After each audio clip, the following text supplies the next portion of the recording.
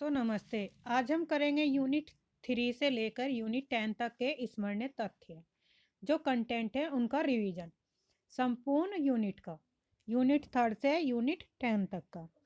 तो इससे पहले आप 76 स्टडी जी के चैनल को सब्सक्राइब करिए, लाइक करिए, शेयर करिए, ताकि आपको समय पर नोटिफिकेशन मिलती रहे। तो रिवीजन करते हैं। और जो आपकी प्लेलिस्ट है निबंध, नाटक, संस्मरण, रचनाएं महत्वपूर्ण, सबकी जो है आप यूट्यूब की प्लेलिस्ट पे जाकर देख सकते हैं 76 स्टडी जी के चैनल पर।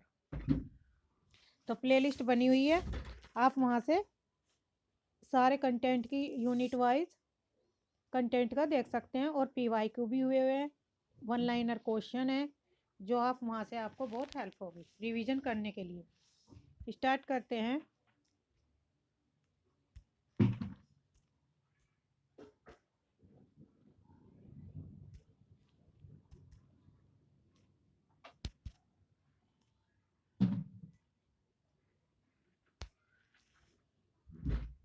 क्या हो रहा है? पहले थर्ड यूनिट है काव्य शास्त्र। काव्य शास्त्र साहित्य से संबंधित महत्वपूर्ण स्मरणीय तथ्य। क्षेमेंद्र के ग्रंथ है कौन कौन से? सुवर तिलक, कवि कंठाभरण और औचित्य विचार। अलंकार रत्नाकार के रचनाकार कौन है? शोभाकार मित्र। सरस्वती कंठाभर के रचनाकार है भोजकार। आइए रिचर्ड की प्रमुख रचनाएं।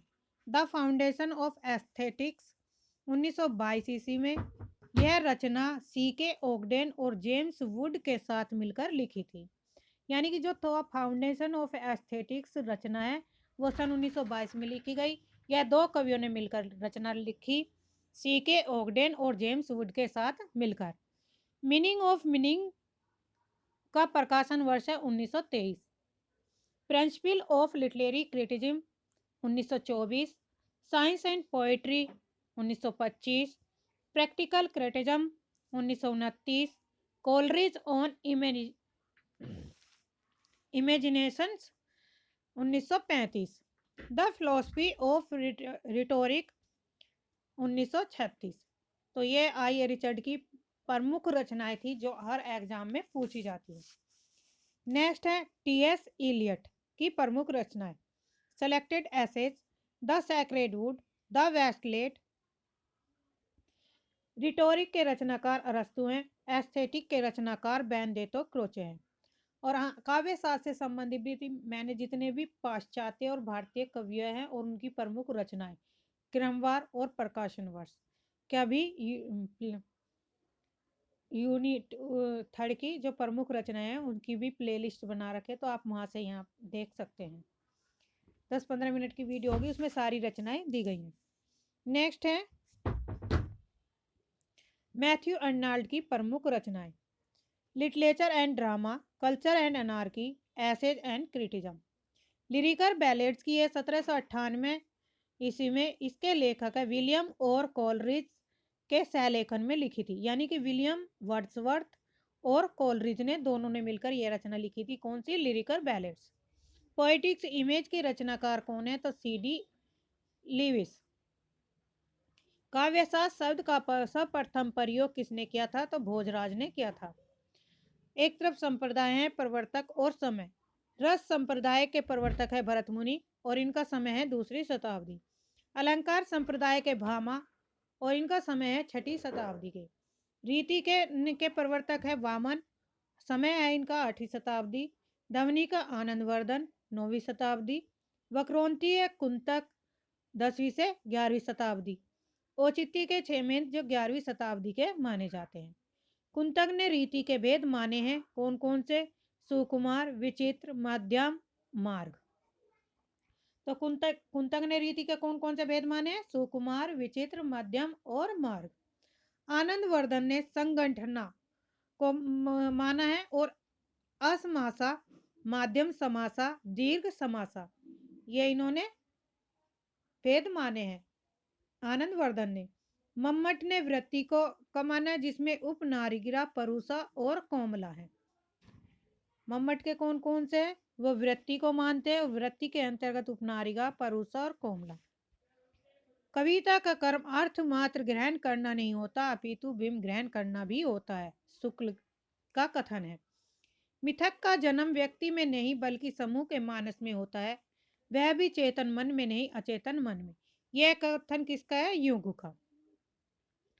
काव्य में भीम की चर्चा करते हुए आचार्य रामचंद्र शुक्ल ने रूप विधान के 3 प्रकार माने हैं। काव्य शास्त्र में भीम की चर्चा करते हुए आचार्य शुक्ल ने रूप विधान के कितने प्रकार माने हैं? 3। नंबर 1 प्रत्यक्ष और रूप विधान, नंबर 2 कल्पित रूप विधान, नंबर 3 स्मृत रूप विधान। नेक्स्ट है, यह कथन अर्थ क्रिया पेतम काव्य किसका है? तो यह कथन है भरत मुनि का। बट लोलट का सिद्धांत कौन सा है? उत्पत्तिवाद और आरोपवाद। श्री शंकु का है अनुमतिवाद, भट्ट नायक है भुक्तिवाद और भोगवाद, अभिनव गुप्त का है अव्यक्तिवाद। वक्रोक्ति सिद्धांत के 6 भेद हैं। तो वक्रोक्ति सिद्धांत के कितने भेद हैं? 6 भेद हैं, जो इस प्रकार है। वर्ण विन्यास वक्रता किस पर आधारित है? शब्द। और ये प्राण औचित्य पर आधारित है। पद पूर्वाध वक्रता किस पर है? धातु पर है। और इसमें भेद 8 और 11 भेद माने गए हैं। कितने भेद माने गए?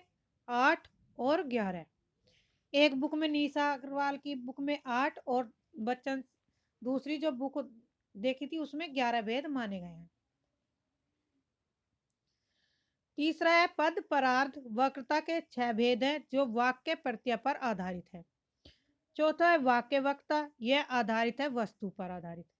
प्रकरण अनेक काव्यों का समूह प्लस संपूर्ण प्रबंध का एक अंश है।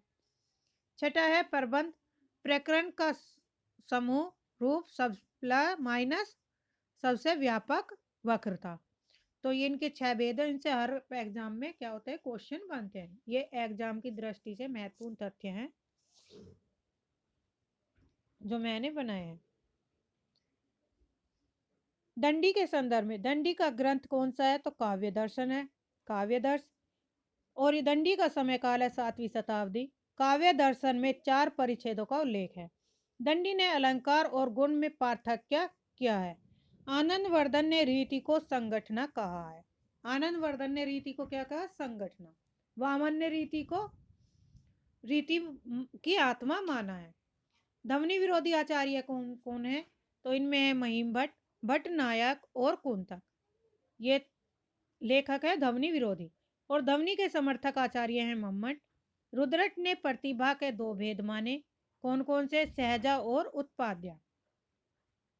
राजशेखर ने प्रतिभा के 2 भेद माने, कारित्री और भावित्री। सात्विक भाव के अंतर्गत कौन कौन से आते हैं? अश्रु, कंप और विवर्ण। किसने अलंकार को काव्य शोभा कारक धर्म कहा था? तो ये दंडी ने कहा था। दंडी ने कहा था। और दंडी का समय क्या है? 7वीं शताब्दी। समग्र अलंकारों को उपमा का परम पंच किसने कहा? तो ये वामन ने कहा था। पाश्चात्य समीक्षा में कला के लिए सिद्धांत का सबसे प्रबल समर्थक कौन है? डॉक्टर वेडले का कथन है। डॉक्टर वेडले ने कहा है। अरस्तु के अनुकरण सिद्धांत में किसकी उपेक्षा मिलती है? कवि की अंतस चेतना की उपेक्षा मिलती है। यह कथन प्रतिभा, अपूर्व वस्तु निर्माण, क्षमा, प्रज्ञा किसका है? तो यह कथन है अभिनव गुप्त का। क्रोचे के अभिव्यंजनावाद को वक्रोक्ति सिद्धांत का विलायती संस्कृत किसने कहा? तो आचार्य रामचंद्र शुक्ल जी ने। कथन है क्रोचे का ही सहजा अनुभूति ही अभिव्यंजना है, अभिव्यंजना पूर्णतः आंतरिक वस्तु है, अभिव्यंजना से आनंद की अनुभूति होती है। तो यह कथन किसका है? क्रोचे का है। जॉन क्रो रेंसम की रचना है the new criticism. John Crowe Ransom की रचना कौन सी है? The new criticism. किस पाश्चात्य आलोचक ने हमारी मूल्यांकन संबंधी धारणाओं का संबंध मानसिक उद्वेगों से माना है? तो रिचर्ड ने। प्रज्ञा नवोन में सालनी प्रतिभा विदु, यह पंक्ति किसकी है? तो भट्ट तोत की है।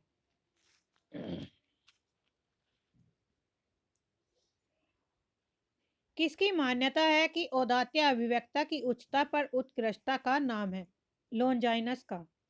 किस आलोचक की आलोचना को मनोविज्ञान की शाखा कहा है? रिचर्ड ने। यह कथन नाट्य एवं रसा न तू लोके किसकी पंक्ति है? यह है अभिनव गुप्त की। अरस्तु का अनुकरण को क्या कहा जाता है? नवसर्जन। किसने पहली बार काव्य शास्त्र में सौंदर्य की अवधारणा का प्रयोग किया था? तो वामन ने। अरस्तु के विरेचन अंतर अंत स्मृतियों का परिष्कार करता है। अरस्तु का विरेचन सिद्धांत किसका परिष्कार करता है? अंत स्मृतियों का। किसने अनुकरण को काव्य की आत्मा कहा है? तो अरस्तु ने। यह काव्य लक्षण ननु शब्दार्थो काव्यम किसका है? रुद्रट का। प्लेटो ने कवि को अनुकर्ता माना है। प्लेटो कवि को क्या मानते हैं? अनुकर्ता। विरेचन क्या है? मनोविकारों का शुद्धिकरण। टीएस इलियट ने अव्यक्तिक काव्य सिद्धांत का प्रतिपादन अपने कौन से निबंध में किया था? तो ट्रेडिशन एंड इंडिविजुअल टैलेंट में। भावों का प्रधान कारण किसे कहा गया है? आलंबन को। भावों के पश्चात उत्पन्न अनुभव को। स्थायी भावों की तुष्टि का संचारी भाव को। भावों की ओर अधिक प्रखर बनाते हैं कौन? उद्दीपन और विभाव। वर्ड्सवर्थ ने काव्य का प्रतिपाद्य किसे माना है? तो जन साधारण का जीवन और प्रकृति को। कल्पना मानव का मस्तिष्क की बिंब विधायनी शक्ति है। यह कथन किस कवि का है? तो विलियम वर्ड्सवर्थ का। चित्रकार अथवा किसी अन्य कलाकार की तरह कवि भी करता है। यह कथन किसका है? अरस्तु। विरेचन सिद्धांत पर विद्वानों ने किस व्याख्या पर विचार प्रस्तुत नहीं किया? तो राजनीतिक परक व्याख्या पर विचार नहीं किया। भरत ने भावों की संख्या कितनी मानी है? 49 49। भरत मुनि ने सात्विक अनुभाव की संख्या कितनी मानी है? 8। भरत मुनि ने स्थायी भाव की संख्या 8। भरत मुनि ने ही संचारी भाव की संख्या 7। और भरत मुनि ने अनुभाव के कितने भेद माने हैं? 4 भेद। तो ये सब भरत मुनि के अनुसार है। गुरु शिष्य परंपरा का सही अनुक्रम क्या है? सबसे पहले प्लेटो, फिर अरस्तु और सिकंदर। किसके अनुसार सहृदय का साधारणीकरण होता है? अभिनव गुप्त के द्वारा के अनुसार। यह कथन शब्दार्थो धर्मा किसका है? वामन का। पद परार्धता वर्गता के भेद कितने हैं? 6। गणपति चंद्रगुप्त के अनुसार पद पूर्वाध वर्गता के भेद कितने हैं? गणपति चंद्रगुप्त के अनुसार 8 और निशा अग्रवाल की बुक के अनुसार 11 माने गए हैं। सर्वप्रथम मिथक शब्द का प्रयोग किस कवि ने किया था? तो हजारी प्रसाद द्विवेदी ने। रस निष्पत्ति के संबंध में किस आचार्य ने भावकत और भोजकत व्यापार की उद्भावना की है? तो भट्ट नायक ने। रस अभिव्यक्त होता है इस मत को सर्वप्रथम किसने प्रस्तुत किया? आनंद वर्धन ने। नवीन प्रसंगों की उद्भावना के दृष्टि से वक्रोक्ति का सर्वाधिक महत्वपूर्ण भेद है। ये किसका है? प्रकरण वक्रता का। नाट्यवेद हेतु ऋग्वेद, यजुर्वेद, सामवेद, अर्थवेद से क्रमश लिए गए हैं। तो पाठ्य, अभिनय, ज्ञान, रस के द्वारा। भाई किस किस से लिया गया है? पाठ्य से, अभिनय से, गान से और रस से। अभिनव गुप्त का काव्य विद्या गुरु किसे माना जाता है? तो भट्टतोत को। भरत मुनि ने 4 अलंकारों का उल्लेख किया। उनमें 4 अलंकार कौन कौन से हैं? नंबर 1 उपमा, नंबर 2 दीपक, नंबर 3 रूपक, नंबर 4 यमक। भामह ने अलंकारों की संख्या कितनी मानी है? तो 38। भामह ने कितनी मानी है? 38। अपेय दीक्षित ने अलंकारों की संख्या कितनी मानी है? 120। वक्रोक्ति संप्रदाय का उद्भव किस संप्रदाय के विरोध में हुआ? तो ध्वनि संप्रदाय के विरोध में। भारतीय काव्य शास्त्र में अनुकरण शब्द का सर्वप्रथम प्रयोग किसमें मिलता है? तो नाट्य शास्त्र में। कृति और प्रीति को काव्य प्रयोजन माना है किसने? वामन और भोज ने। कृति और प्रीति को काव्य का प्रयोजन किसने माना है? किन किन कवियों ने? वामन ने और भोज ने। अभय दीक्षित के ग्रंथ कौन से हैं? वृत्ति और वृत्तिक, कोयल्यानंद और चित्र मीमांसा। ये क्या है? अभय दीक्षित के प्रमुख ग्रंथ हैं। कोलरिज के अनुसार मुख्य कल्पना का क्या है? अचेतन, चेतन, ऐच्छिक और विघटन कौन सी कल्पना है? ये गौण कल्पना के अंतर्गत आते हैं। अनुकरण का यूनानी शब्द कौन सा है? मिमेसिस, मिमेसिम। अरस्तु के अनुसार ट्रेजेडी के 6 अंग माने जाते हैं। कौन? सबसे पहले कथानक, चरित्र, विचार, पद योजना, गति और दृश्य। इंपॉर्टेंट कथन है, इनका क्रम से क्वेश्चन पूछे जाते हैं और ये पीवाई क्वेश्चन के आधार पर ही मैंने ये क्वेश्चन बनाए हैं। चरित्र शब्द का यूनानी शब्द कौन सा है? तो एथोन्स। इलियट के गुरु का नाम क्या है? आयर बिंग बेबिट और जॉर्ज सांताइना। विरेचन शब्द का यूनानी शब्द क्या होगा? कथा एसिस। कथा एसिस। अब है यूनिट 4 से संबंधित महत्वपूर्ण प्रश्न और फैक्ट तथ्य। वैचारिक पृष्ठभूमि, इसमें सबसे पहले महत्वपूर्ण है सारे संस्था, उनका वर्ष और संस्थापक।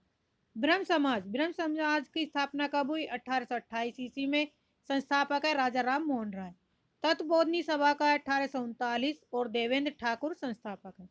प्रार्थना समाज का प्रकाशन है 1867 केशव चंद के सहयोग से रानाडे आत्माराम देवनधन नाथ ने की थी। वेद समाज का प्रकाशन वर्ष 1867 और इसके संस्थापक है केशव चंद सेन। सत्य शोधक समाज का प्रकाशन 1873 और संस्थापक है ज्योतिबा फूले। आर्य समाज का 1875 और संस्थापक दयानंद सरस्वती।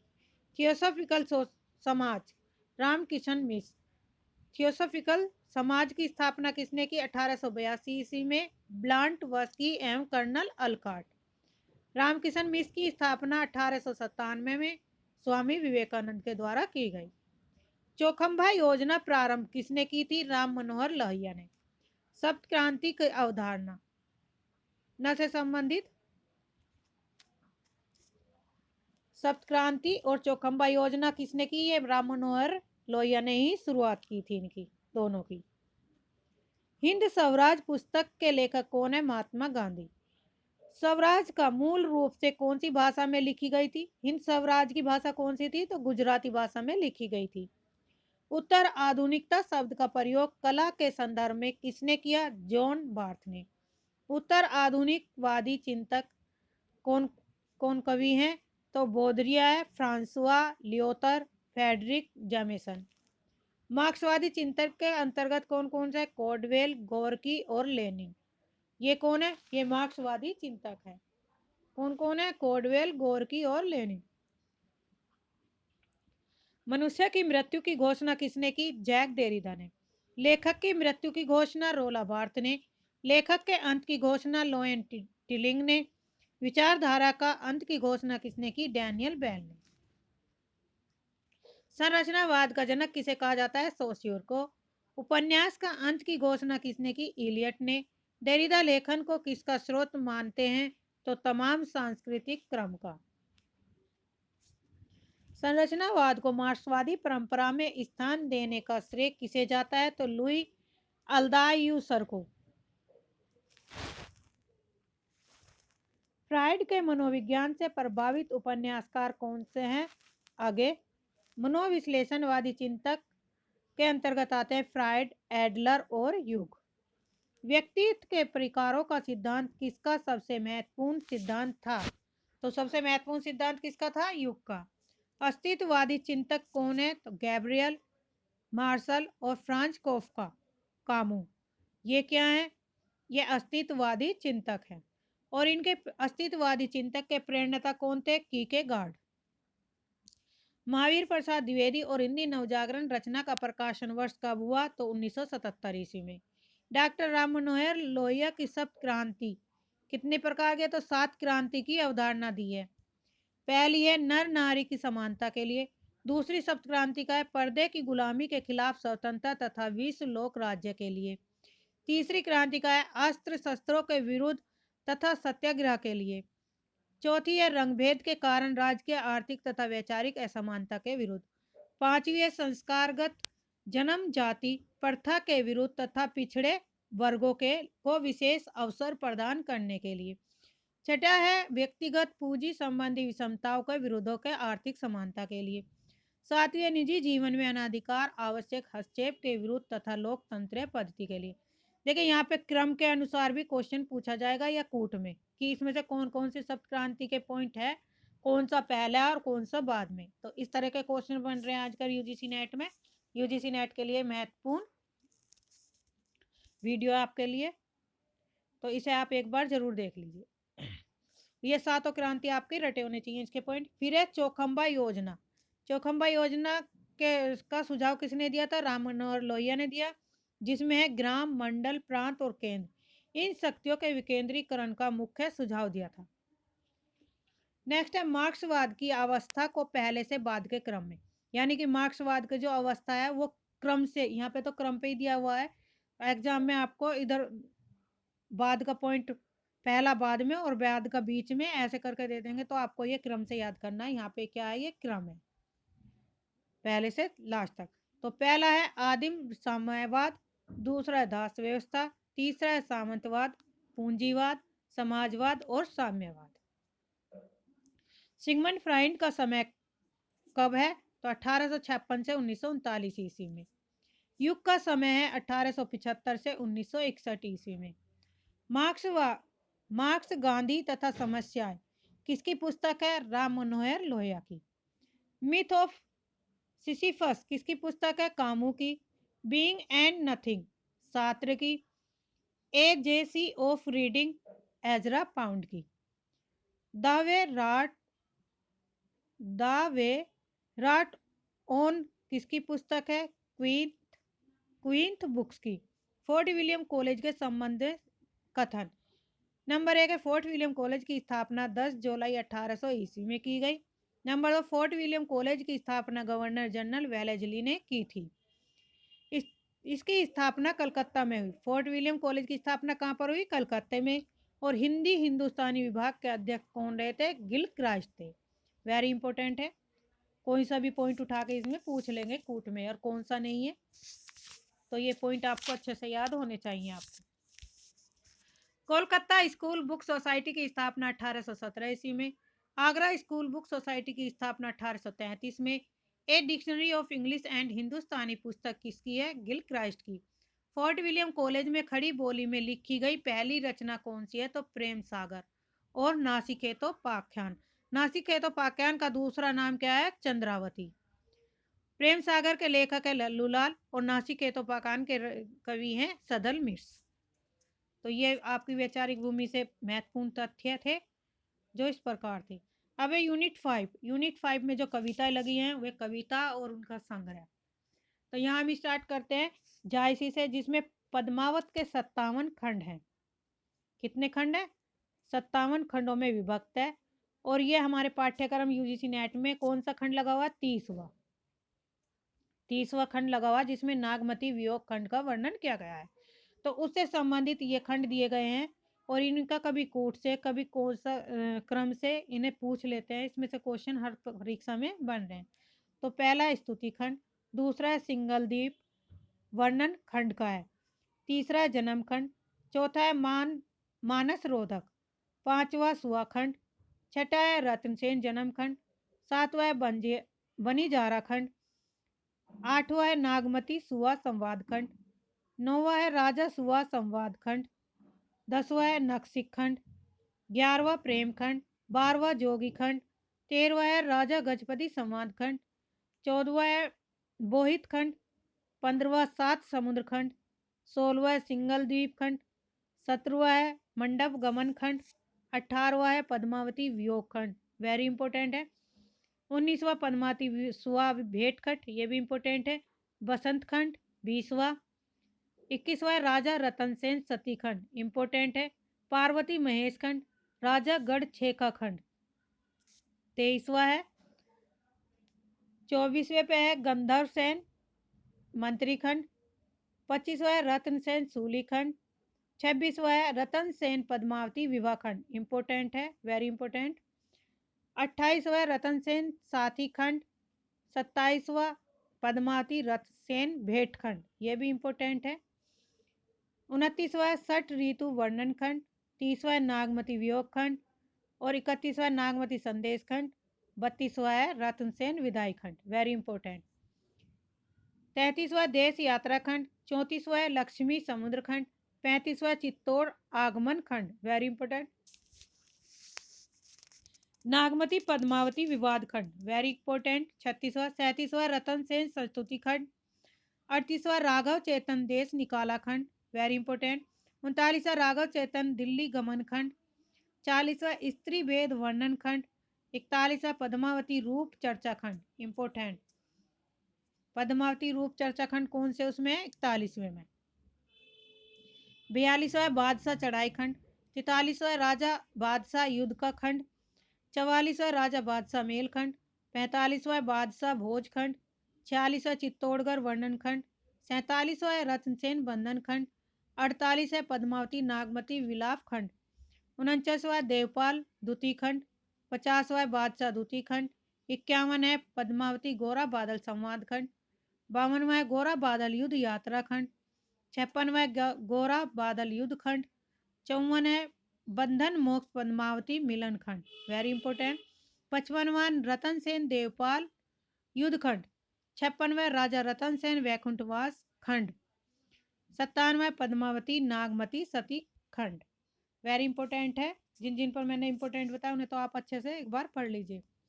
अब है कालिदास सच बतलाना।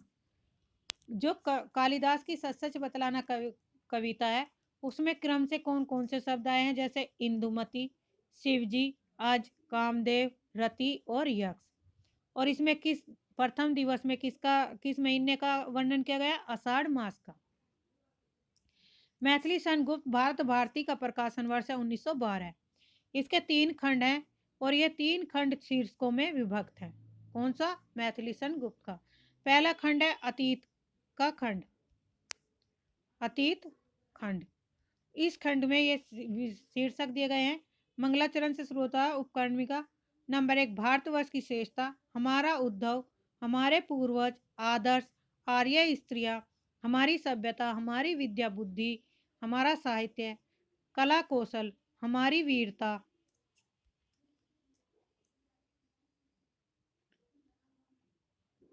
शक्ति का उपयोग, राजस्व और शासन, प्राचीन भारत की एक झलक, विचार और महत्ता।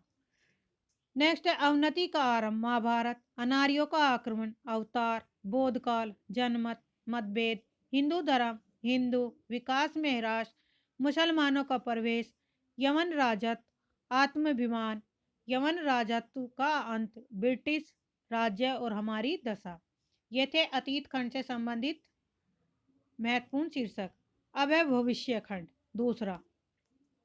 भविष्य खंड के भी ये सारे आपको ये याद करने क्रम से, क्योंकि इनमें से बीच बीच में से क्वेश्चन बन रहे हैं, हर पेपर में हर बार आता है।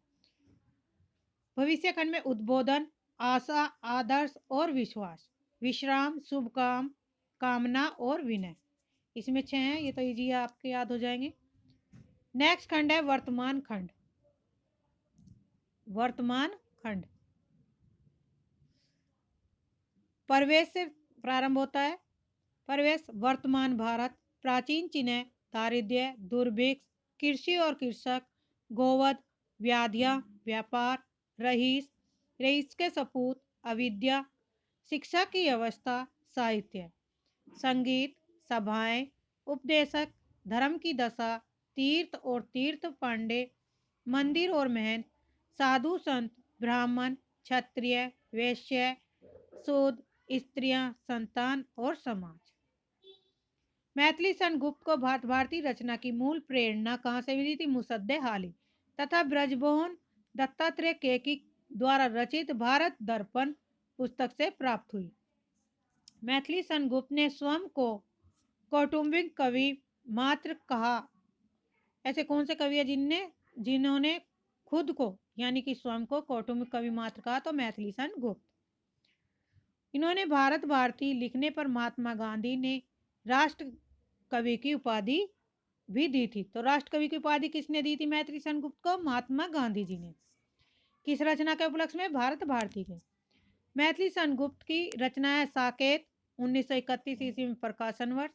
इसमें मैथिली सन गुप्त साकेत रचना की मूल प्रेरणा सन 1908 ईस्वी में सरस्वती पत्रिका में महावीर प्रसाद द्विवेदी के लेख कवियों की उर्मिला विषयक उदासीनता से मिली। यह लेख महावीर प्रसाद द्विवेदी ने अपने छद्म नाम भुजंग भूषण भट्टाचार्य नाम से प्रकाशित किया। वेरी इंपॉर्टेंट, ये इतना फैक्ट जो इसमें इंपॉर्टेंट है, इसमें कोई कहाँ से भी क्वेश्चन आपका पूछा जा सकता है कि महावीर प्रसाद द्विवेदी को इस रचना के लिए कौन से उससे प्रकाशित कराया था इन्होंने? कौन सी रचना? भुजंग भूषण भट्टाचार्य के नाम से प्रकाशित कराया था। और प्रेरणा कहाँ से मिली थी? उदासीनता, उर्मिला विषयक उदासीनता से मिली थी। उर्मिला किसकी रचना थी? मैथिलीशन गुप्त की। साकेत शब्द मूलतः पाली भाषा का शब्द है जिसका अर्थ है अयोध्या। अब यहाँ पे क्वेश्चन यहाँ भी बनता है, साकेत शब्द कौन सी भाषा का शब्द है? तो पाली भाषा का। और पाली भाषा का अर्थ क्या है? अयोध्या। इसमें कितने सर्ग है? 12 सर्ग हैं। इसे डॉक्टर नगेन ने जनवादी काव्य भी कहा है। शुक्ल ने गुप्त जी को सामंजस्य का कवि भी कहकर पुकारा है। जयशंकर प्रसाद, इनकी रचनाएं आंसू 1925 ईस्वी में प्रकाशित। जयशंकर प्रसाद कृत आंसू 133 छंदों का विरह प्रधान स्मृति काव्य है। इसे हिंदी का मेघदूत कहा जाता है। किसे? आंसू को। कामायनी का प्रकाशन वर्ष 1935। इसमें कितने सर्ग हैं? 15 सर्ग हैं। 15 सर्ग का क्रम है: चिंता, आशा, श्रद्धा, काम, वासना, लज्जा, कर्म, ईर्ष्या, ईड़ा, स्वप्न, संघर्ष, निर्वेद। ट्रिक है याद करने की: चियास, कवल, कैडा, स्वप्न, संघर्ष, निर्वेद और दर्रा। द से दर्शन, रह से रहस्य और आ से आनंद। तो आप यहाँ से इनके क्रम एक क्वेश्चन हर परीक्षा में पूछा जाता है। अब ये कामायनी से संबंधित प्रतीक और उनके पात्र है। मन का प्रतीक है मनु, हृदय का श्रद्धा, बुद्धि के ईड़ा और मानव का कुमार। ये किसके? कामायनी के पात्र हैं। आचार्य शांति प्रिय द्विवेदी ने कामायनी को छायावादी का उपनिषद भी कहा है। नेक्स्ट कवि है सूर्यकांत त्रिपाठी निराला। इनकी सिलेबस में यूजीसी नेट में 6 कविताएं लगी हैं जो हमारे पाठ्यक्रम में, वो इस प्रकार है। कविता है एक तरफ काव्य संग्रह और सन। कविता है जूही की कली, किस काव्य संग्रह में संकलित है? तो परिमल में, और प्रकाशन है 1930। जागो फिर एक बार, ये भी परिमल काव्य संग्रह में संकलित है और इसका प्रकाशन वर्ष भी 1930 में है।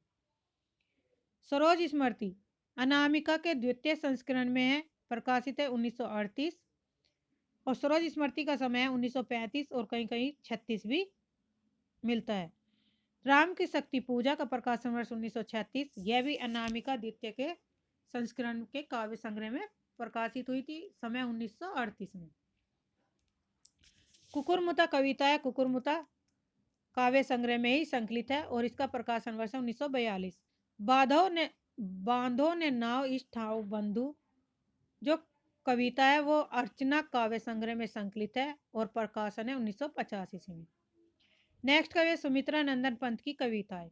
परिवर्तन पल्लव कविता संग्रह में संकलित है, समय प्रकाशन है 1928। प्रथम रश्मि वीणा कविता संग्रह में संकलित 1927 में। धूर्त झरो जगत के जीन पर, यह युगांत कविता संग्रह में संकलित है और इसका समय काल है 1936। महादेवी वर्मा की कविताएं हैं। बीन भी हूं मैं तुम्हारी रागनी भी हूं, यह किस काव्य संग्रह में? नीरजा काव्य संग्रह में प्रकाशित संकलित है और इसका प्रकाशन वर्ष है 1935 ईस्वी में। यह है मंदिर का दीप, इसे नीरव जलने दो, दीप सखा काव्य संग्रह में संकलित है 1942 में। फिर विकल है प्राण मेरे, सांध्य गीत काव्य संग्रह में संकलित और प्रकाशन वर्ष 1936। मैं नीर भरी दुख की बदली, सांध्य गीत में संकलित है 1936 ईस्वी, प्रकाशन वर्ष है। रामधारी सिंह दिनकर की कविताएं हैं उर्वशी और इसका तृतीय अंक लगा हुआ है हमारे सिलेबस में यूजीसी नेट के। उर्वशी का प्रकाशन वर्ष है 1961 और इसमें 5 अंक है। यह एक काव्य नाटक है और इसके प्रमुख पात्र पुरुरवा वेदकालीन प्रतिष्ठानपुर के विक्रमयी शैल राजा नायक थे। महर्षि चयन प्रसिद्ध भृंगवंशी के वेदकालीन महर्षि थे। आयु पुरुरवा और उर्वशी का पुत्र है। विस्मना राज ज्योतिषी हैं। नारी पात्र में है उर्वशी जो अप्सरा है नायिका। ओसी है पुरवरा पत्नी है प्रतिष्ठानपुर की महारानी। सुकन्या है च्यवन ऋषि की सहसा धर्मिणी। उर्वशी को 1972 ईस्वी में ज्ञानपीठ पुरस्कार मिला था।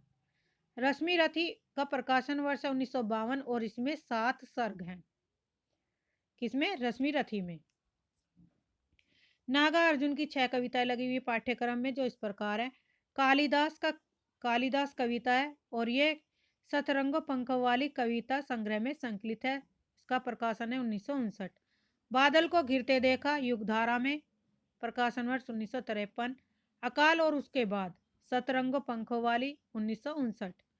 खुरदरे पैर, यह भी सतरंगे पंखों वाली काव्य संकलन में संकलित है। शासन की बंदूक और मनुष्य हूँ, ये दोनों युग धारा काव्य संग्रह में संकलित हैं। आगे की कविताएं हैं कलगी बाजरे की। हरी घास पर क्षण भर, इसका समय काल है 1949 ईस्वी में प्रकाशित। हरी घास पर क्षण भर हरी घास में ही संकलित है 1949। यह दीप अकेला बावरा अहेरी काव्य संग्रह में संकलित है 1952 में। असाध्य वीणा आंगन के पार द्वार 1961। कितनी नाव में कितनी बार, ये काव्य संग्रह में कितनी नाव में कितनी बार है 1967 ईस्वी में प्रकाशित है। भवानी प्रसाद मिर्च के 2 कविताएं लगी हुई हैं, जो इस प्रकार है। गीत फरोश और सतपुड़ा के जंगल, यह गीत फरोश काव्य संग्रह में संकलित है और इनका प्रकाशन वर्ष है 1953 ईस्वी में। गजानन माधव मुक्ति बोध की 3 कविताएं लगी हुई है पाठ्यक्रम में। भूल गलती, ब्रह्म राक्षस और अंधेरे में, और ये तीनों कविता चांद का मुंह टेढ़ा काव्य संग्रह में संकलित है और इनका प्रकाशन वर्ष है 1964 ईस्वी में। सुदामा पांडे धूमिल की 4 कविताएं लगी हुई है काव्य संग्रह में। इस कविता है नक्सलबाड़ी और मोचीराम अकाल दर्शन। ये तीनों कविताएं सड़क से संसद से सड़क तक काव्य संग्रह में संकलित है और इनका प्रकाशन वर्ष है 1972। रोटी और संसद कल सुनना मुझे कविता संग्रह में संकलित है, इसका प्रकाशन वर्ष है 1976। यूनिट 5 के सभी कवियों का कालक्रम। चंद्रबरदाई, अमीर खुसरो, विद्यापति। अमीर खुसरो का 1253 में, विद्यापति का 1360 से 14वीं शताब्दी माना जाता है। कबीर का 1398, जायसी 1464, सूरदास 1478, मीरा का 1504, तुलसीदास 1537, बिहारी 1595, घनानंद 1689, अयोध्या सिंह उपाध्याय हरिऔध का प्रकाशन वर्ष है 1865। यह इनका क्या है? जन्म वर्ष है। मैथिली शरण गुप्त का है 1886, जयशंकर प्रसाद का 1889, सूर्यकांत त्रिपाठी निराला का 1897, कहीं 1900 भी मिलता है। सुमित्रा नंदन पंत का 1900, महादेवी वर्मा का समयकाल 1907, दिनकर का 1908, नागार्जुन का 1911, आगे का 1911, भवानी प्रसाद मिर्च का समयकाल है 1913, मुक्ति बोध का समयकाल 1917, सुदामा पांडे का है 1936 ईस्वी में प्रकाशित है। पृथ्वीराज रासो और चंद्रबरदाई। पृथ्वीराज रासो में कितने सर्ग हैं? तो 69 69 समय सर्ग हैं। भाषा क्या है? डिंगल है। रसवीर श्रृंगार है। काव्य क्या है? प्रबंध है। रेवा तट है। रेवा तट चंद्रबरदाई कृत पृथ्वीराज रासो का 27वां समय सर्ग है। इस सर्ग में पृथ्वीराज चौहान के रेवा तट नर्मदा के समीप वन में शिकार खेलने जाने तथा वहां शहाबुद्दीन मोहम्मद गौरी से युद्ध का विस्तृत वर्णन है। रेवा तट पर हुए युद्ध में पृथ्वीराज की विजय होती है। फलस्वरूप मोहम्मद गौरी को बंदी बना लिया जाता है। रेवा तट का मुख्य विषय पृथ्वीराज और गौरी का युद्ध प्रधान रस वीर रस है।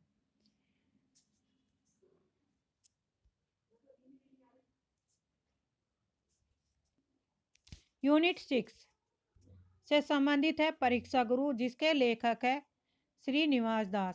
यहाँ पे क्या है? ये उपन्यास है। और श्री परीक्षा गुरु में कितने प्रकरण का विभक्त है? 41 प्रकरणों में विभक्त है। तो इन प्रकरणों का नाम दिया गया है। सौदागर की दुकान, अकाल में अधिक मास, संगति का फल, मित्र मिलाप, विश्वास, भले बुरे की पहचान, सावधानी होशियारी, सब में है, सभासद, प्रबंध इंतजाम, सज्जनता, सुख दुख, बिगाड़ का मूल विवाद, पत्र व्यवहार, प्रिय अथवा प्रिय, सुरा या शराब, स्वतंत्रता और स्वेच्छाचार, क्षमा, स्वतंत्रता, कृतज्ञता और पतिव्रता। 22वां संशय, प्रामाणिकता, हाथ से पैदा करने वाले और पोतलों के अमीर। 25वां साहसी पुरुष। 26वां दिवाला। 27वां है लोक चर्चा और अफवाह। 28वां फूट का काला मुंह। 29वां बातचीत। 30 का नैराश्य नाउमादी। 31 चालाक की चूक। 32वां अदालत। 33वां मित्र परीक्षा।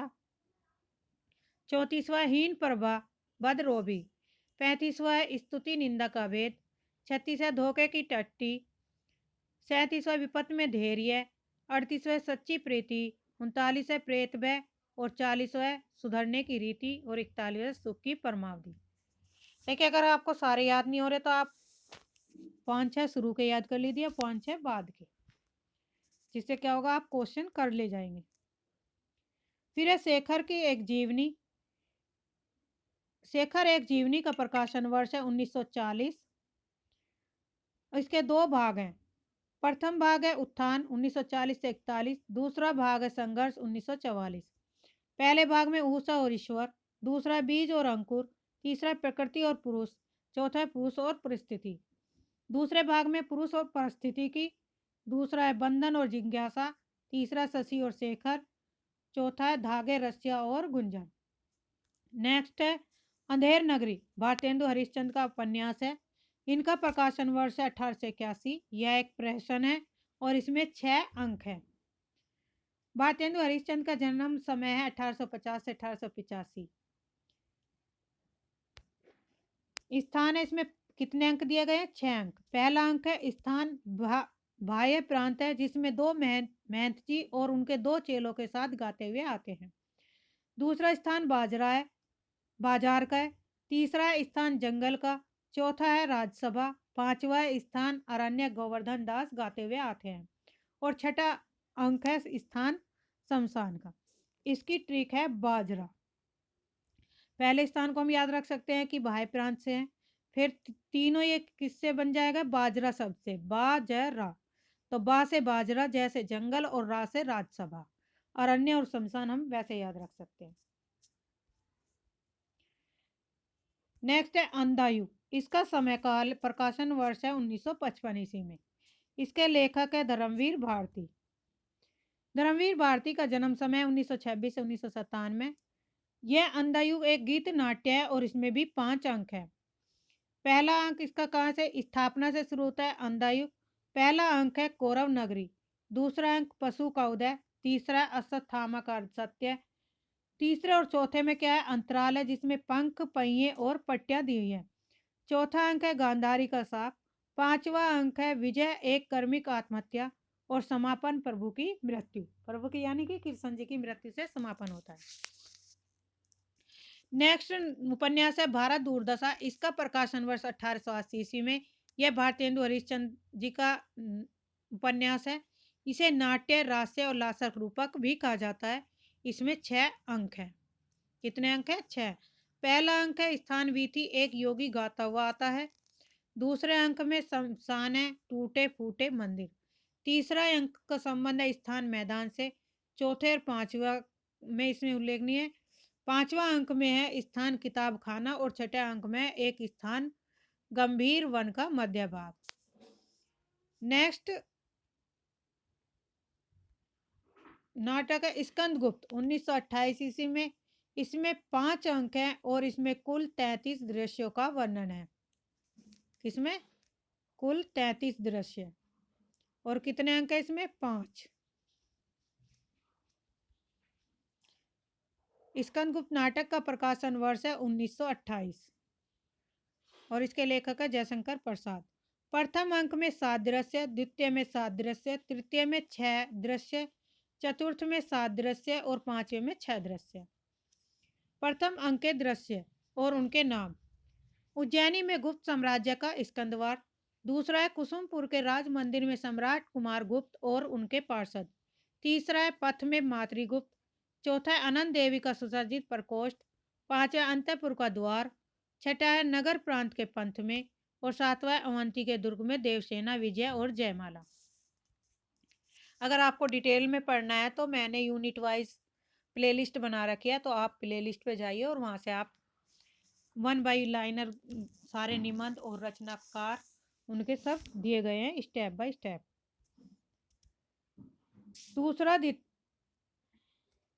दूसरा दृश्य है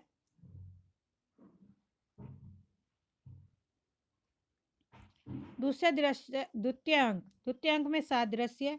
नंबर 1 मानव में शिप्रा तट पर कुंज में। दूसरा मठ में प्रपंच बुद्धि भट्टारक और शरणाक।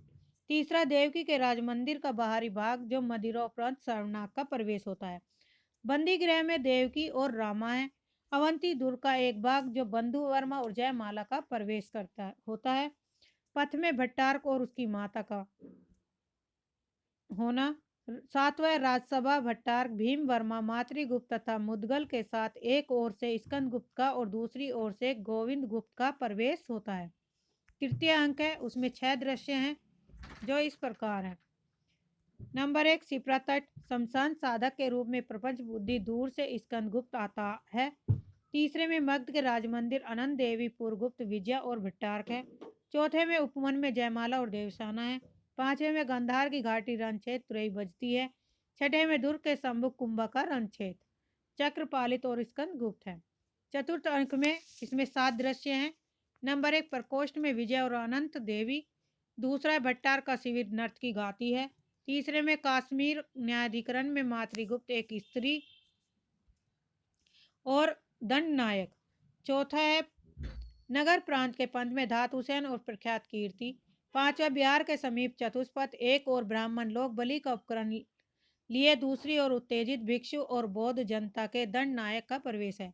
छठे में पथ में विजय और मातृगुप्त है। सातवें में कमला की कुटी पर विचित्र अवस्था में स्कंदगुप्त का प्रवेश। पंचम अंक इसमें 6 दृश्य हैं।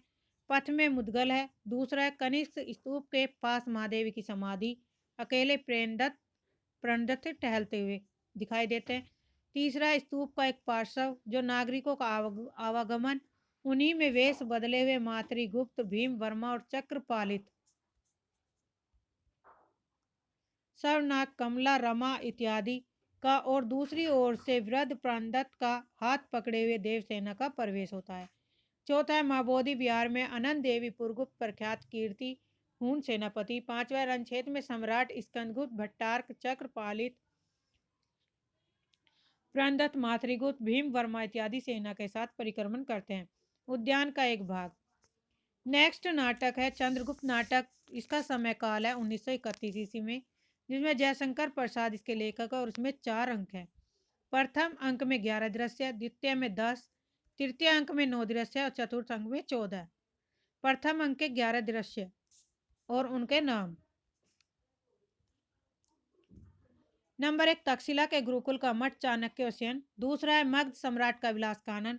तीसरा पाटलिपुत्र में एक भंग कुटीर। चौथा है कुसुमपुर के सरस्वती मंदिर के उपवन का पथ। पांचवा मगध में नंद की राजसभा राक्षसा और सभासदों के साथ नंद। सिंधु तट पर अलका और मालविका। सातवां मगध का बंदीगृह। आठवां गंधार नरेश का प्रकोष्ठ चिंता युक्त राजा प्रवेश करते हुए। नौवां है पर्वतेश्वर की राजसभा। 10वां कानन पथ में अलका। 11वां सिंधु तट पर दंडायन का आश्रम। ये क्या है, नाटक की यूनिट चल रही है सारे। द्वितीय अंक का 10 दृश्य, जिसमें उद्भंड में सिंधु के किनारे ग्रीक शिविर के पास वृक्ष के नीचे कार्नेलिया। दूसरा झेलम तट के वन पथ में चाणक्य चंद्रगुप्त और अलका है। तीसरा युद्ध क्षेत्र में सैनिकों के साथ पर्वतेश्वर। चौथा है मालव में सेरन के उद्यान का एक अंश। पांचवा बंदी गृह में घायल सेरन और अलका। छठा है मालवों के स्कंदावार में युद्ध परिषद। सातवां पर्वतेश्वर का अप्रसाद। आठवां रावी के तट पर सैनिकों के साथ मालविका और चंद्रगुप्त नदी में दूर पर कुछ नावें। नौवां शिविर के समीप कल्याणी और चाणक्य। 10वां मालव दुर्ग का भीतरी भाग और एक शून्य परकोटा। देखिए ये सारे जो भी इनके द्वितीयों के दृश्यों के नाम है, इन्हें सबको आप रट लीजिए। इन पे क्रम में और कूट में क्वेश्चन बनते हैं। तृतीय अंक में 9 दृश्य हैं। नंबर 1 विपाशा तट का शिविर राक्षस टहलता हुआ। दूसरा रावी तट के उत्सव शिविर का एक पथ पर्वतेश्वर अकेले टहलते हुए। तीसरा रावी के तट पर सिकंदर का बेड़ा प्रस्तुत। चौथे में पंथ में चार और राक्षस। पांचवा है मगध की रंगशाला में नंद का प्रवेश। छठा है कुसुमपुर का प्रांत भाग और चाणक्य, मालविका और अलका। सातवें नंद के राज मंदिर का प्रकोष्ठ। आठवां कुसुमपुर और प्रांतपद में चाणक्य और पर्वतेश्वर। नौवां नंद की रंगशाला और सुहासिनी राक्षस बंदी वेश में। चतुर्थ अंक में 14 दृश्य हैं जो इस प्रकार हैं। मगध के राज के उपवन में कल्याणी। नंबर 2 पथ में राक्षस सुहासिनी। नंबर 3 परिषद गृह। नंबर 4 प्रकोष्ठ में चंद्रगुप्त। नंबर 5 प्रभात और राजमंदिर का एक प्रांत। नंबर 6 सिंधु तट पर पर्णकुटीर में चाणक्य और कात्यायन। नंबर 7 कपीसा में अलेक्जेंड्रिया का राजमंदिर कार्नेलिया और उसकी सखी का प्रवेश। नंबर 8 पथ में चंद्रगुप्त और सैनिक। नंबर 9 ग्रीक शिविर। नंबर 10 युद्ध क्षेत्र के समीप चाणक्य और सेरन। नंबर 11 शिविर का एक अंश चिंतित भाव से राक्षस का प्रवेश। नंबर 12 पंथ में साइबर्टियस और मैग्नीस। नंबर 13 दंडायन का तपोवन ध्यानस्थ चाणक्य भयभीत भाव से राक्षस और सुहासिनी का प्रवेश। नंबर 14 राजसभा एक ओर से सपरिवार चंद्रगुप्त और दूसरी ओर से साइबर्टियस, मैग्नीस, एलिस और कार्नेलिया के साथ सेल्यूकस का प्रवेश। सब बैठते हैं। नेक्स्ट नाटक है मजदूरी और प्रेम। इसमें 8 भाग है और जो शीर्षकों में विभक्त है। नंबर 1 इन शीर्षकों का क्रम पूछा जाता है क्वेश्चन में। तो नंबर 1 हल चलाने वाले का जीवन। नंबर 2 गडरिये का जीवन। नंबर 3 मजदूर की मजदूरी। नंबर 4 प्रेम मजदूरी। नंबर 5 मजदूरी और कला। नंबर 6 मजदूरी और फकीरी। नंबर 7 समाज का पालन करने वाली दूध की धारा। नंबर 8 पश्चिमी सभ्यता का एक नया आदर्श। नेक्स्ट है श्री शंभू के चिट्ठे। चिट्ठे प्रकाशन वर्ष और किसके नाम लिखे गए। नंबर 1 बनाम लॉर्ड कर्जन भारत मित्र 11 अप्रैल 1903 ईस्वी में प्रकाशित और ये लॉर्ड कर्जन के नाम लिखे गए। ये 8 चिट्ठे हैं जिनमें से 8 चिट्ठे लॉर्ड कर्जन के नाम है और बाकी अन्य के, जिसमें है आपका श्रीमान का स्वागत, वैसराय का कर्तव्य, पीछे मत फेंकिए, आशा का अंत, एक दुरासा, विदाई संभाषण, भंग और विच्छेद, लॉर्ड मिंटो का स्वागत। तो भंग विच्छेद तक किसका है, ये लॉर्ड कर्जन के नाम लिखे गए थे और इनका ये प्रकाशन वर्ष यहाँ दिया गया है। तो श्रीमान का स्वागत 26 नवंबर 1904, वैसराय का कर्तव्य 17 सितंबर 1904, पीछे मत फेंके 17 दिसंबर 1904, आशा का अंत 25 फरवरी 1905, एक दुरासा 18 मार्च 1905, विदाई संभाषण 21 सितंबर 1905, 2 सितंबर 1905, भंग विच्छेद 21 अक्टूबर 1905। ये सब किसके थे, लॉर्ड कर्जन के नाम। लॉर्ड मिंटो का स्वागत 23 सितंबर 1905 को लॉर्ड मिंटो के नाम लिखा गया। मार्ली साहब के नाम 16 फरवरी 1907 को भारत सचिव मिस्टर मार्ली के नाम चिट्ठा लिखा गया है।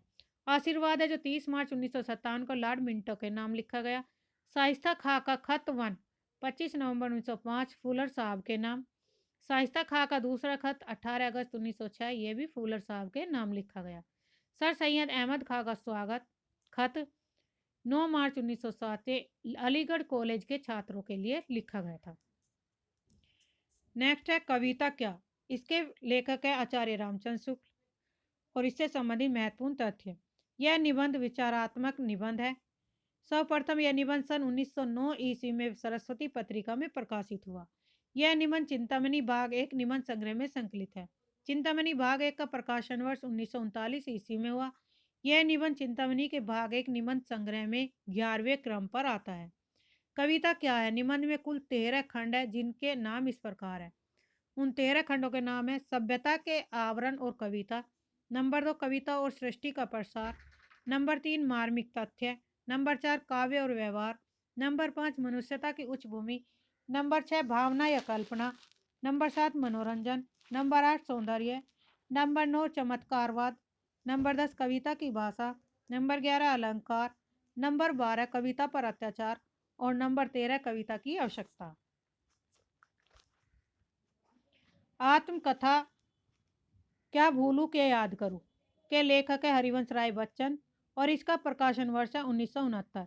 यह 4 खंडों में विभक्त है। नंबर 1 क्या भूलूं क्या याद करूं 1969, नीड़ का निर्माण फिर 1970, बसेरे से दूर 1978, 10 द्वार से सोपान तक 1985। दलित आत्मकथा के लेखक है डॉक्टर तुलसीराम।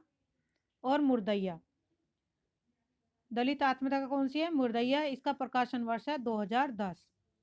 भूमिका है भूतई पारिवारिक पृष्ठभूमि। नंबर 2 मुर्दैया तथा स्कूली जीवन। नंबर 3 अकाल में अंधविश्वास। नंबर 4 मुर्दैया के गिद्ध तथा लोक जीवन। नंबर 5 भूतनिया नागिन। नंबर 6 चले बुद्ध की राह। नंबर 7 आजमगढ़ में फाका कसी। मेरी तिब्बत यात्रा 1937 ईस्वी में प्रकाशित।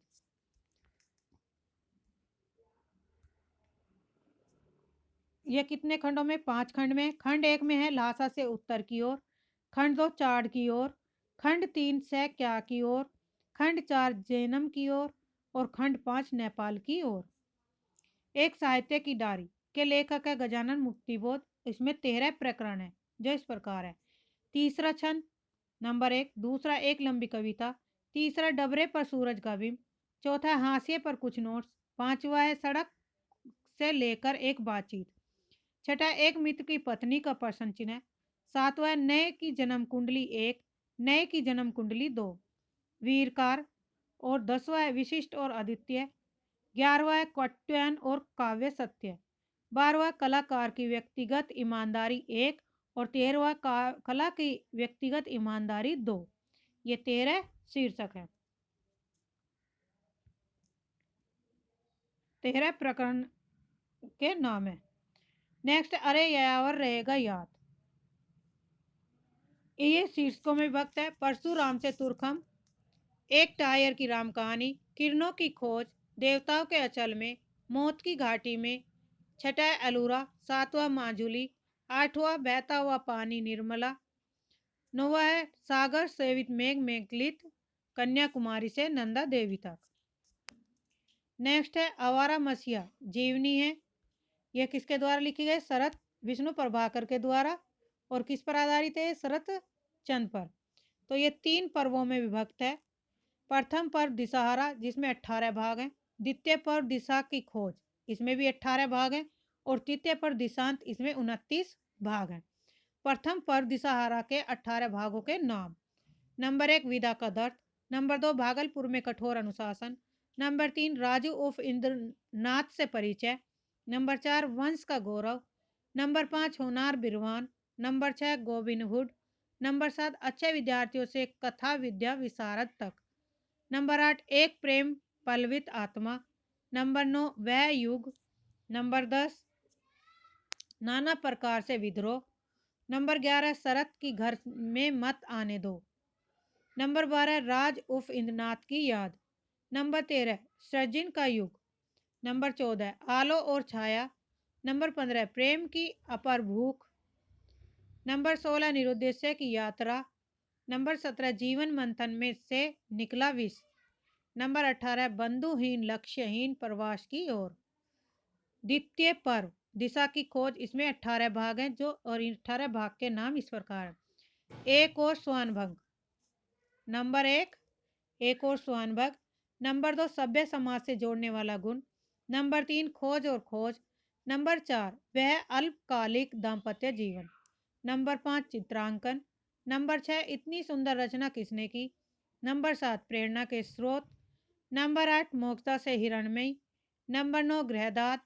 नंबर 10 हाँ अब फिर लिखूंगा। नंबर 11 रामेर सुमति भरतेर सुमति। नंबर 12 सृजन का आवेग। नंबर 13 चरित्रहीन क्रिएटिंग अलार्मिंडा सेशंस। नंबर 14 भारतवर्ष में दिग्गज बहू। नंबर 15 विजयी राजकुमार। नंबर 16 नए नए परिचय। नंबर 17 देहाती समाज और आवारा श्रीकांत। नंबर 18 दिशा की खोज। समाप्त। तीसरा पर्व है दिशांत। इसमें 29 दिए गए हैं। वह से वे। नंबर 1 सृजन का स्वर्णयुग। नंबर 2 आवारा श्रीकांत का ऐश्वर्य 3। नंबर 4 देश की मुक्ति का व्रत। नंबर 5 स्वाधीनता का रक्त कमल। नंबर 6 निष्कम द्वीप। नंबर 7 सामने समाने समाने होए परनेर विनिमय। नंबर 8 राजनीतिक अभिज्ञता का साहित्य। नंबर 8 लिखने का दर्द 9। नंबर 10 समष्टि के बीच। नंबर 11 आवारा जीवन की ललक। नंबर 12 हमने ही तो उन्हें समाप्त कर दिया। नंबर 13 पाथेर दाबी। नंबर 14 रूप नारायण का विस्तार। नंबर 15 देहाती। नंबर 16 दायोनिसिस शिवानी से वैष्णवी कमलता तक। नंबर 17 तुम में नाटक लिखने की शक्ति। नंबर 18 नारी चरित्र के परम रहस्य गाथा। नंबर 19 मैं मनुष्य को बहुत बड़ा करके मानता हूँ। नंबर 20 देश के तरुणों में मैं कहता हूँ। नंबर 21 ऋषि कल्प। नंबर 22 गुरु और शिष्य। नंबर 23 के शौर्य का वह असफल प्रेम। नंबर 24 श्री अरविंद का आशीर्वाद। नंबर 25 तंबू विहंग ओरे विहंग भोर। नंबर 26 अल्लाह अल्लाह। नंबर 27 मरीज की हवा दो बदल। नंबर 28 साजन के घर जाना ही होगा। साजन के घर जाना ही होगा। नंबर 29 बेशुमार यादें। परिशिष्ट 1, परिशिष्ट 2, परिशिष्ट 3 और परिशिष्ट 4। नेक्स्ट है झूठा सच। इसके लेखक है यशपाल। प्रकाशन वर्ष 1958-1960।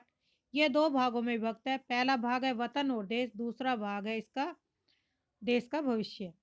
नेक्स्ट है भारतीय संस्कृति के 4 अध्याय। इसके लेखक है रामधारी सिंह दिनकर। यह 4 अध्यायों में विभक्त है। और 4 अध्याय किसमें विभक्त है? प्रकरणों में। प्रथम अध्याय में 3 प्रकरण है। तृतीय अध्याय में 7 प्रकरण, तृतीय में 12 प्रकरण और चतुर्थ अध्याय में 17 प्रकरण है। प्रथम अध्याय और उनके प्रकरणों के नाम। अध्याय के नाम। पहला है भारतीय जनता की रचना और हिंदू संस्कृति का आविर्भाव। दूसरा इसमें क्या है? 3 प्रकरण दिए गए हैं। भारतीय जनता की रचना, दूसरे प्रकरण में आर्य द्रविड़ समस्याएं और तीसरे में आर्य और आर्यतर संस्कृतियों का मिलन।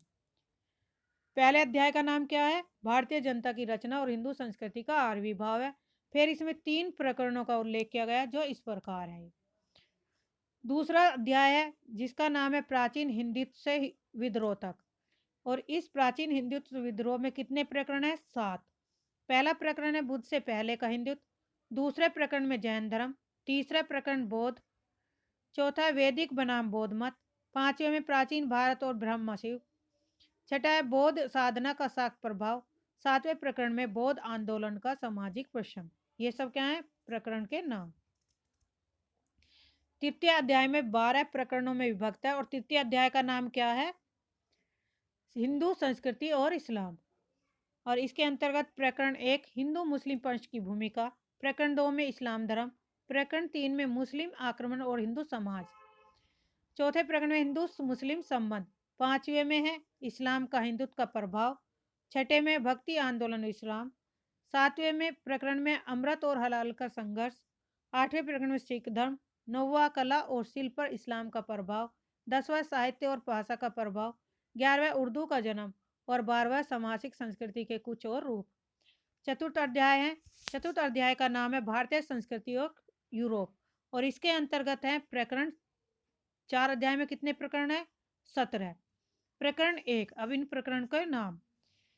प्रकरण 1 में भारत में यूरोप का आगमन। प्रकरण 2 में शिक्षा में क्रांति। प्रकरण 3 में ईसाई धर्म और भारतीय जनता। चौथे प्रकरण में हिंदी नवोत्थान। पांचवें में ब्रह्म समाज। छठे प्रकरण में महाराष्ट्र में नवोत्थान। सातवें प्रकरण में आर्य समाज। आठवें में थियोसॉफिकल सोसाइटी और ब्रह्म विद्या समाज। नौवें प्रकरण में धर्म के जीते जागते स्वरूप परमहंस रामकृष्ण। 10वें में कर्मठ वेदांत स्वामी विवेकानंद। 11वें में प्रवृत्ति का उत्थान लोकमान्य तिलक। 12वें में स्वर्ग का भूमिकरण महायोगी अरविंद। 13वें भूमि का स्वर्गीकरण महात्मा गांधी का प्रयोग। चौथे प्रकरण में विश्व दर्शन के प्रवर्तक श्री सर्वपल्ली राधाकृष्णन। 14वें प्रकरण में विश्व दर्शन के प्रवर्तक है श्री सर्वपल्ली राधाकृष्णन और 15वें प्रकरण में मुस्लिम नवोत्थान और 16वें में सर मोहम्मद इकबाल और 17वें में भारतीय राष्ट्रीय और मुसलमान। आज के लिए इतना ही। धन्यवाद। चैनल को सब्सक्राइब करिए, लाइक करिए, शेयर करिए और वीडियो अच्छी लगे तो आप शेयर करिए क्योंकि मैंने 3 यूनिट से लेकर 10 तक के जितने भी महत्वपूर्ण तथ्य थे और जिनसे क्वेश्चन बनने हैं उनसे संबंधित यहाँ तथ्य रखे हुए हैं। जिन्होंने PYQ सोल्व किए होंगे वे अपने आप ही मैटर को देख लेंगे कि भाई हाँ ये मैटर अच्छा है।